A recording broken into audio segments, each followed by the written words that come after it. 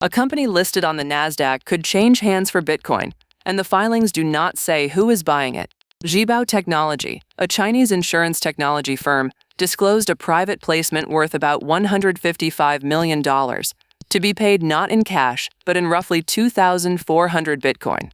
The money comes from 10 investors, and if the deal closes, those investors would take control of both the board and the management team.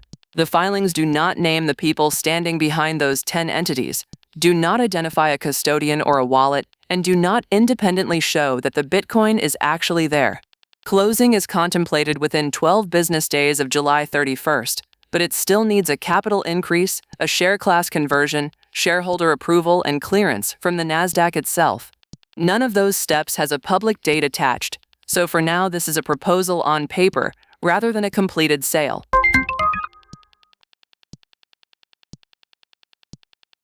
A wallet that only existed to film a how-to video ended up launching a real token, and the company says it never authorized any of it. BNB Chain is pursuing legal action after a former employee allegedly kept access to the seed phrase of a wallet the company had created for one purpose: to demonstrate on camera how tokens are launched on its own network.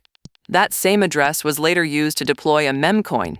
The analytics firm Look On Chain alleges that 4 newly created wallets bought nearly 800 million of the tokens, close to 80% of the entire supply, and then sold most of that position for around $640,000. BNB Chain has not named the individual involved, and none of the allegations have been tested in court. What makes this one land is how ordinary the underlying failure is, because a seed phrase cannot be switched off the way a password or a building pass can, so the credential simply outlived the job.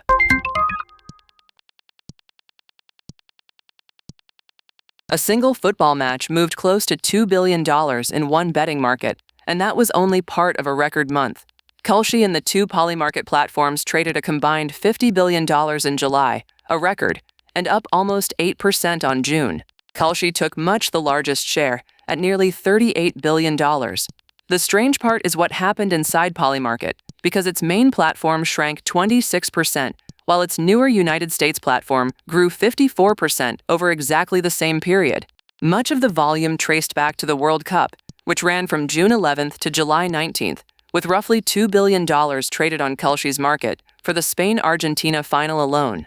Both track the same events, so that split looks less like new demand and more like the same traders relocating. The open question is how much of that record survives a month with no tournament in it. Subscribe now.